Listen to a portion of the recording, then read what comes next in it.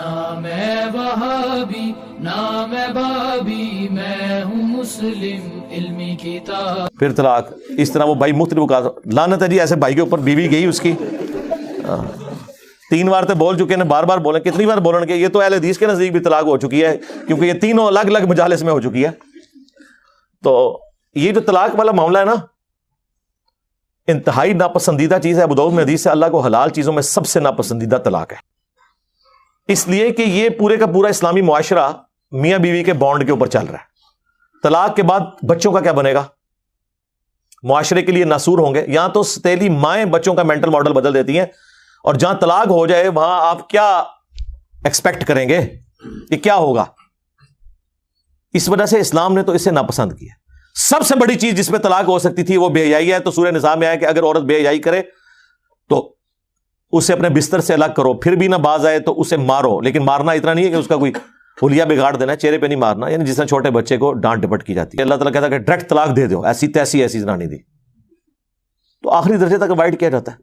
بخاری مسلم میں حدیث ہے کہ عورت ٹیڑھی پسلی سے پیدا ہوئی ہے، اسے سیدھا کرنے کی کوشش نہ کرو، توڑ بیٹھو گے، اس سے نفع حاصل کرو، توڑ بیٹھو گے. نبی علیہ السلام کو اپنی بیویوں سے تکلیف نہیں اٹھانی پڑی. یہ حدیثوں میں تو بہت تفصیل سے آیا ہے. قرآن میں ہی پڑھ لیں سورہ الاحزاب کے اندر پارہ نمبر 21 کا آخری حصہ سارا ہی اس لیول تک کہ اللہ کو یہ آیات نازل کرنی پڑی.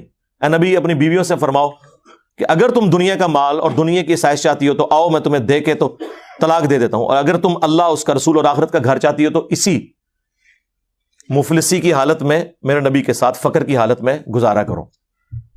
تو یہ تو عورتوں سے تکلیف تو اٹھانی پڑتی ہے. بخاری مسلم میں حدیث ہے، نبی علیہ السلام نے فرمایا کہ عورت کی حالت ایسی ہے کہ پوری زندگی تم اس کے ساتھ اس نے سلوک کرو تو یہ کہتی ہے جب سے تیرے عقد میں آئی ہوں نا سکھ کا ایک دن نہیں میں نے دیکھا. یہ بخاری مسلم دونوں میں حدیث ہے، اور یقین کریں اس کا تجربہ بارہا ہم خود بھی کر چکے ہیں. اور جب تجربہ ہوتا ہے تو غصہ نہیں آتا، بس نکلتا ہے صدق رسول اللہ صلی اللہ علیہ وآلہ وسلم. آپ رسول اللہ کو یاد کیا کریں، حضور کی حدیث یاد کیا کریں، نبی علیہ السلام کو جو تکلیفیں اپنی بیویوں سے پہنچی انہیں یاد کیا کریں، تو آپ کو صبر آ جائے گا کہ میں تو شاہی کوئی نہیں. ہاں یہ ہر جگہ فٹ ہوتا ہے، میں تو شاہی، تسی بھی شاہ کوئی نہیں. ٹھیک ہے نا، کمپرومائز کریں. مسلم شریف میں حدیث ہے شیطان کا تخت پانیوں پہ لگا کے اسے رپورٹ کرتے ہیں، آج فلاں گناہ کرایا، فلاں سے چوری کروا دی، فلاں سے فلاں کام کروایا. خوش نہیں ہوتا. ایک چیلا آگے کہتا ہے آج میں نے میاں بیوی کے درمیان جدائی کروا دی ہے، تو شیطان اسے گلے لگا کے ملتا ہے اور کہتا ہے تو نے اصل کام کیا ہے.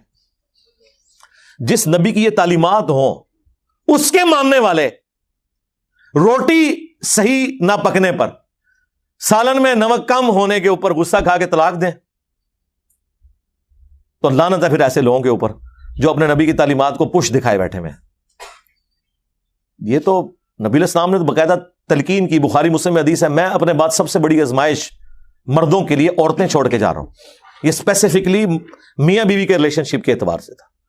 مسلم شریف میں حدیث ہے کوئی مومن اپنی مؤمنہ بیوی کے ساتھ بغض نہ رکھے. مسلم شریف میں ایک اور حدیث ہے کہ دنیا برتنے کی جگہ ہے اور سب سے بہترین سرمایہ نیک بیوی ہے. نیک بیوی سے مراد مطلب آپ کیا سمجھ رہے ہیں کہ کوئی آئیڈیل ظاہر ہے؟ آپ کیا ہیں؟ یہ دیکھیں نا، لوگ اپنے آپ کو دیکھتے نہیں ہیں. اور وہ لوگ جو لڑکیوں کے کالجز کے باہر اسلامی بہنوں کی خدمت کے لیے کھڑے ہوتے ہیں ان سے بھی آپ ذرا پوچھیں نا کہ یہ جو عورت ہے اس سے تو شادی کرے گا جس کے پیچھے باہر ہو گئے گا، لعنت بھیجو، ایسا نہیں جنانی منو چاہیے. بدماش سے بدماش لوگ جی، کیسی ہو جی، وہ 5 وقت نمازی ہو جی، وہ نقاب کرتی ہو جی، پردہ کرتی ہو، تو کیا کرنا ہے؟ ہاں جوڑا تے پھر اسمانہ تے بڑے ہیں، لب جائے گی تیرے نال دی تنو. تو یہ دیکھیں کہ آپ جو حرکتیں کرتے ہیں نا اس کے بعد آپ یہ ایکسپیکٹ نہ کریں کہ آپ کے ساتھ وہ والے معاملات نہیں ہوں گے. آپ جس طرح کے ہیں آپ کے ساتھ ویسا ہوگا. کوئی ایکسیپشن بھی ہو سکتی ہے، لیکن اوور آل یہ جو قرآن کا رول ہے نا کہ نیک مردوں کے لیے نیک عورتیں ہیں، بدکار کے لیے یہ رول ہے. ویسے آپ کو بظاہر نظر نہیں آ رہا ہوتا، لیکن میں آپ کو بتاؤں یہ جو جوڑے بنے ہوئے ہیں نا اور اتنی کامیاب زندگی گزار رہے ہوتے ہیں ان میں واقعی کوئی کامن چیزیں ایسی ہوتی ہیں کہ جس کی وجہ سے وہ اکٹھے اپنے ساتھ زندگی گزار رہے ہوتے ہیں، برائی میں ہو یا اچھائی میں ہو. یہ الگ بات ہے. یہ اللہ نے کوئی رات و واقعات ایسے بنائے ہوئے ہیں. تو ان معاملات کو خوش اسلوبی کے ساتھ، میں کہتا ہوں شادی شدہ مرد کا کام ہی کوئی نہیں کہ اس کی زبان پہ کبھی طلاق کا لفظ بھی آئے. یہ سمجھ لیں طلاق کو آپ ایکویلنٹ کر لیں شرک کے، کہ یہ آپ نے تصور بھی نہیں کبھی کرنا. یار آپ کو کیسے سمجھایا جائے ابو داؤد کی اس حدیث کے اندر کیا درد ہے کہ اللہ کو سب سے ناپسند حلال چیزوں میں طلاق اسٹیٹمنٹ ہے بظاہر، لیکن میں ایکسپلور کرتا ہوں اسے. سب سے ناپسند طلاق ہے. اس سے اللہ تعالیٰ کی ناراضگی کا ذرا اندازہ کر لیں. اور لیکن ساتھ کا حلال، حلال اس لیے کہا کہ بعض اوقات جینون ضرورت پڑ جاتی ہے.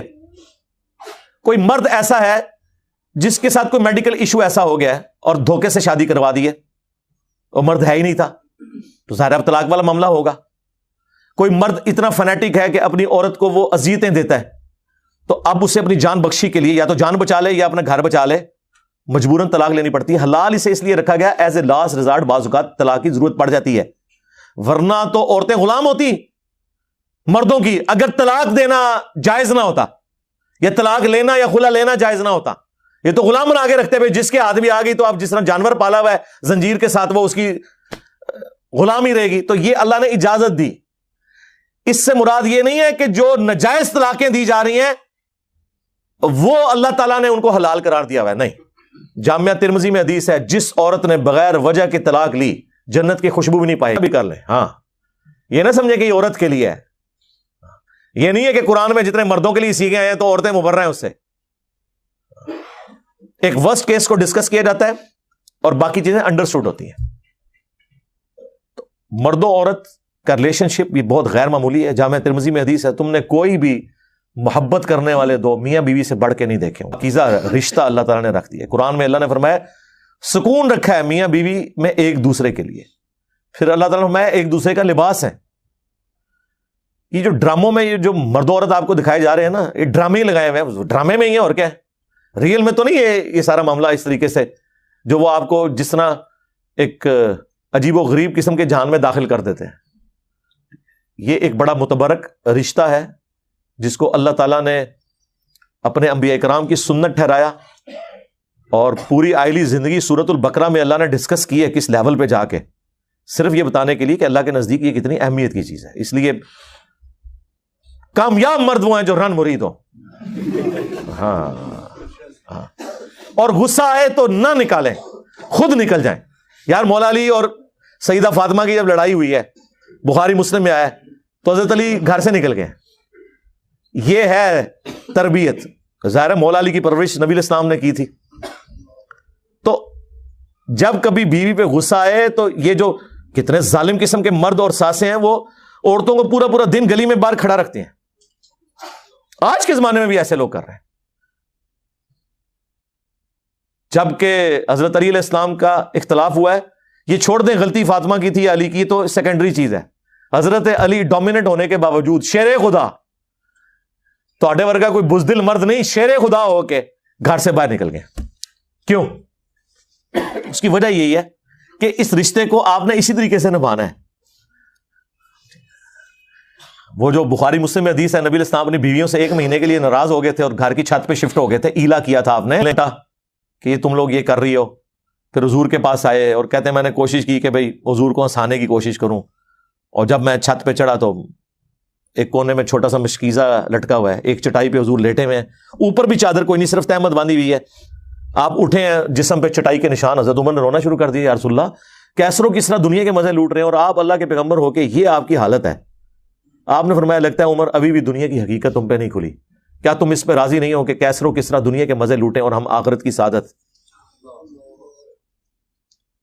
پھر سرکار حضرت عمر کا قبلہ ایسا صحیح ہوا ہے کہ نہ حرام کھایا نہ کھانے دیا کسی کو. اس طرح اسٹرکٹ مینجمنٹ انہوں نے رکھی ہے اپنے دور میں. جس نے یہ سارے منظر خود دیکھے ہوں اور اگر وہ واقعی جینون مومن ہو تو وہ اسی طریقے سے اپنے پیغمبر کو فالو کرے گا. پھر وہ بخاری مسلم کے الفاظ ہیں، کہتے ہیں میں نے اب سوچا میں حضور کو کوئی ایسی بات سناؤں کہ آپ کا موڈ آف ہے تو آپ ہنسیں. تو کہتے ہیں یا رسول اللہ دیکھیں جب ہم مکے میں تھے کس طرح ہماری بیویاں ہماری یعنی وہ کیا ہم کوئی غلام ہیں، ہاں کس طرح یہ ہماری اوبیڈینٹ ہوتی تھی. جب سے مدینہ شریف ہم آئے ہیں تو یہاں انصار کی عورتوں نے تو اپنے جڑوں کو دبا کے رکھا ہوا ہے. ان کو دیکھ کے ہماری بیویاں بھی دیکھیں کتنی شیر ہو گئی ہیں. اور ہم پہ یہ واقعی جی عرب کے لوگ وہ تو کسی مرد کی بات نہیں سنتے تھے، عورت ان کے سامنے بول جائے چسک جائے.